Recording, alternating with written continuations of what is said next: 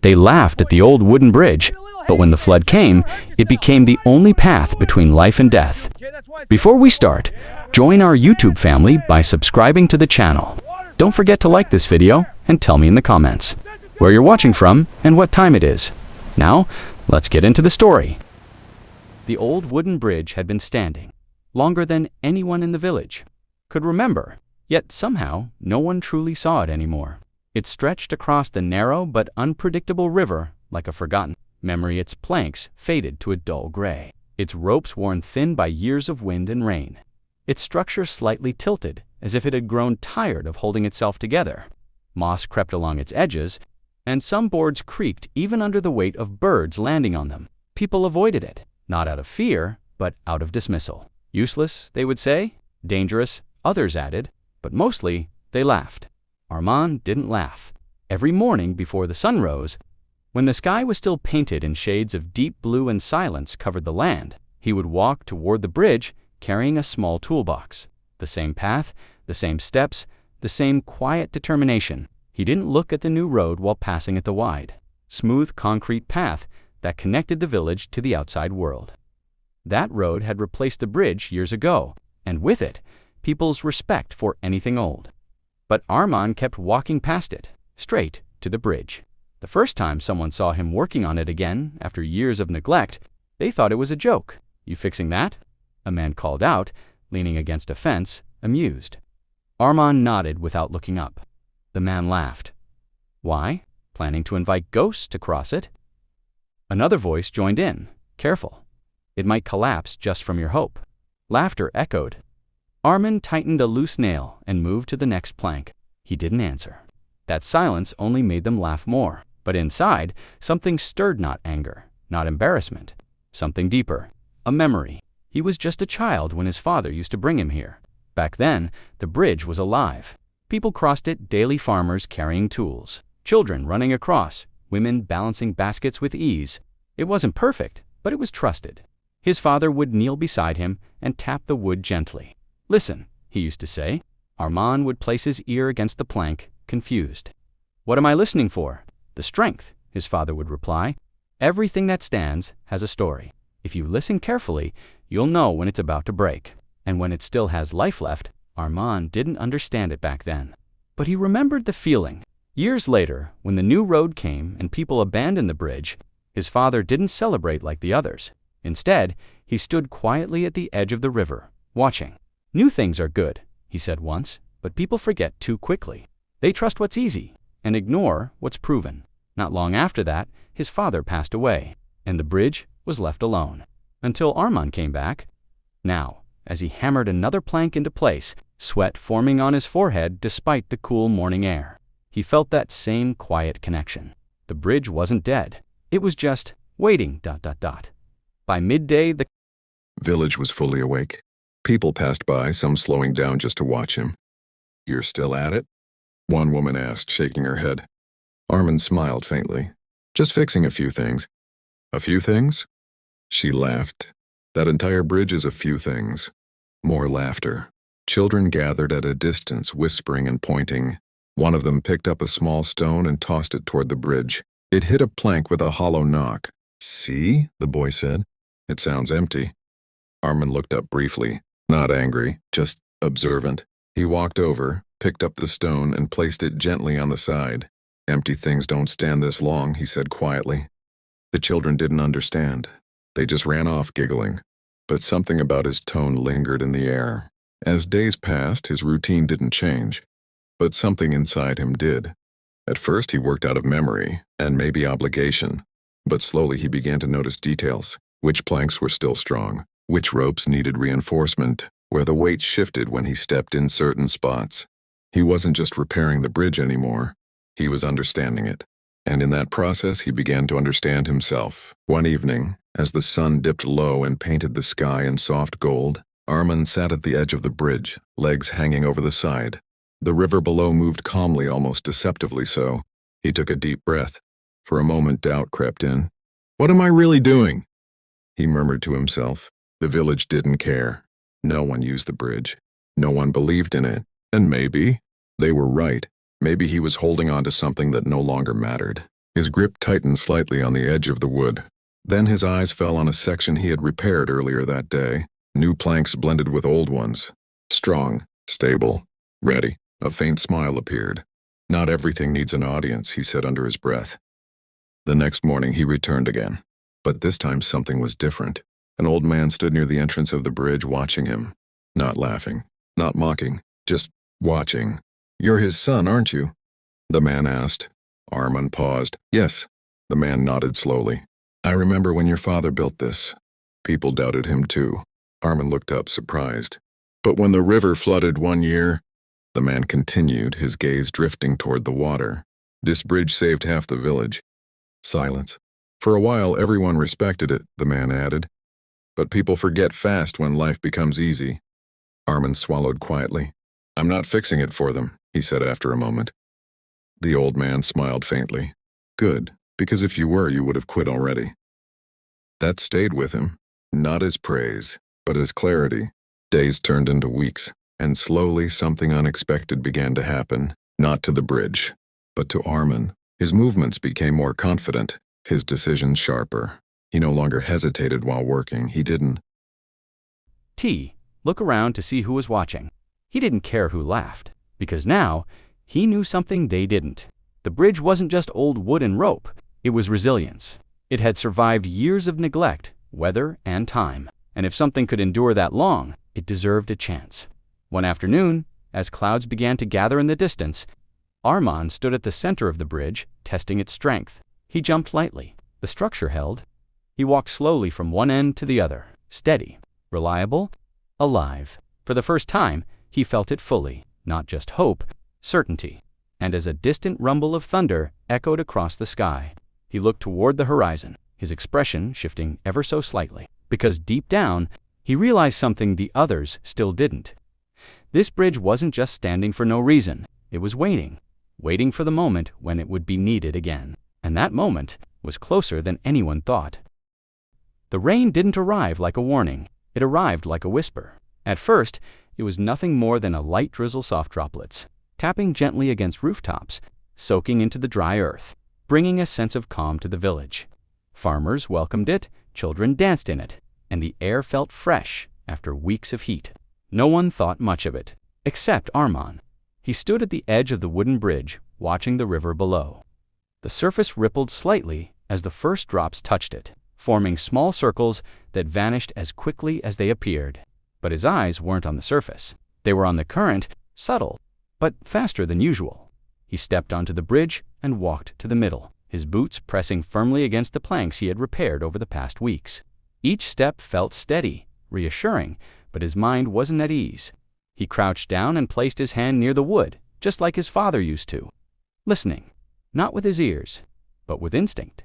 The river was changing. Behind him, laughter echoed again. "You think the bridge is going to swim away?" He had stopped reacting to them. Not because it didn't matter, but because something else mattered more now. Something uncomfortable. Still, life continued. People trusted the new roads. "They're built for this," one man said confidently as he covered his cart. "This isn't the old days."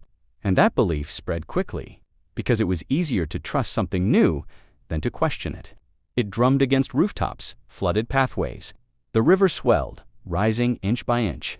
He sat by the window, watching the storm unfold. Every sound felt sharper, and deep inside, a quiet voice kept repeating the same thing. Thunder cracked across the sky, loud enough to shake the ground beneath, terrifying glimpses, no longer a stream, but a force, wild, uncontrolled. Armand grabbed his coat and stepped outside. Rain hit him instantly, cold and relentless. Armand stepped onto it carefully, gripping the rope tightly as he moved to the center. His heart pounded not out of fear for himself, but for what he knew might come next. He looked toward the village. Lights flickered in homes. People were awake now, not from the bridge. From the direction of the main road, Armand's head snapped toward the sound. A section of the concrete road had collapsed. Water rushed through the broken gap, tearing away what remained of its foundation. The smooth, trusted path, the one everyone believed in, was failing. Armand's chest tightened. He whispered, shouting, calling for each other. Trying to understand what was happening. "The road is gone. What do we do?" Hope shifted instantly. The second road, the backup, people began moving toward it, some on foot, others trying to guide animals and carts through the rain. But the storm wasn't done. The hillside had been soaking for hours. The ground, once firm, had turned unstable beneath the weight of water. Armand knew it. He ran back toward the village, his boots slipping in the mud. His breath heavy as urgency pushed him forward. "Stop!" he shouted as he approached the crowd, moving toward the hillside. "Don't go that way."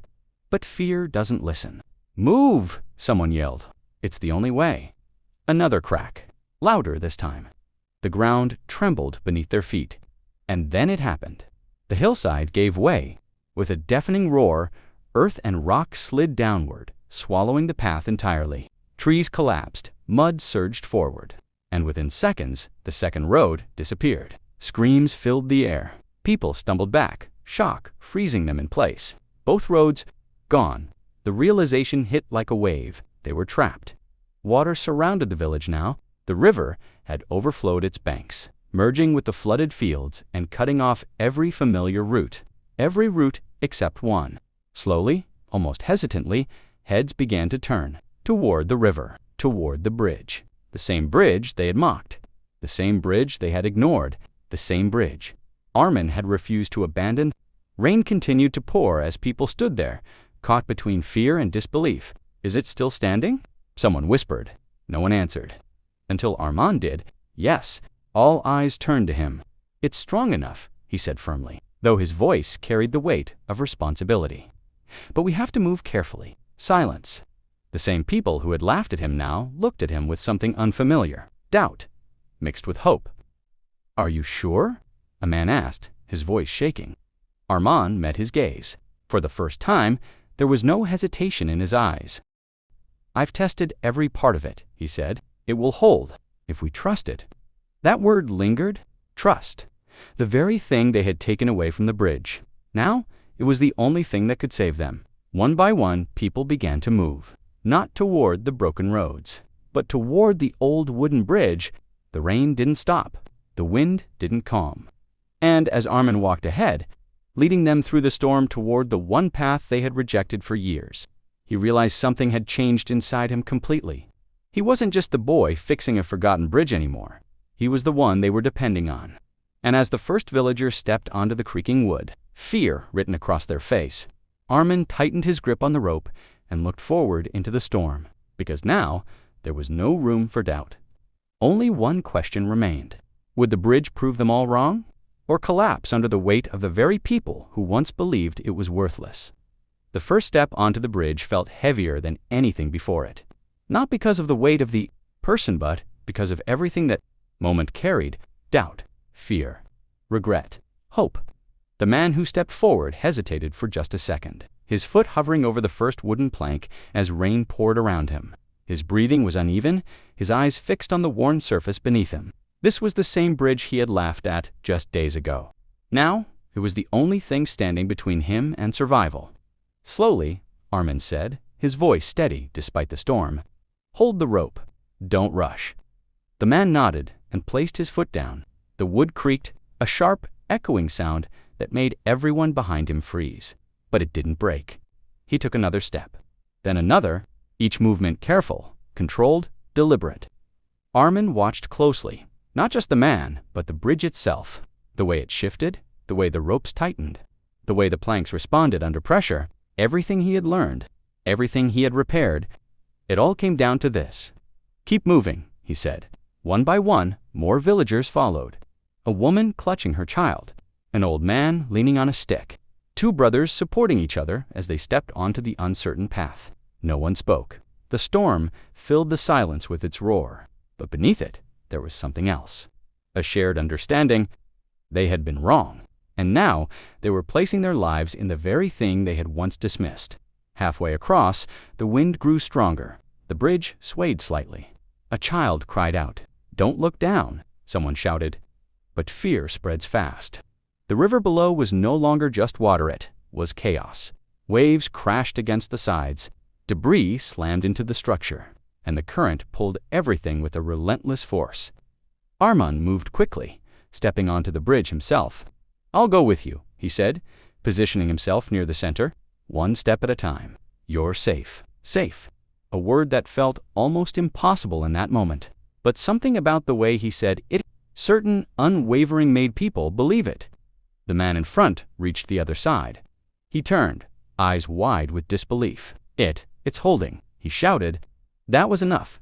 Hope ignited. More people began moving, their steps still cautious but no longer frozen. Armin guided them, adjusting their pace. Watching every movement, every shift in weight, he wasn't just crossing the bridge anymore.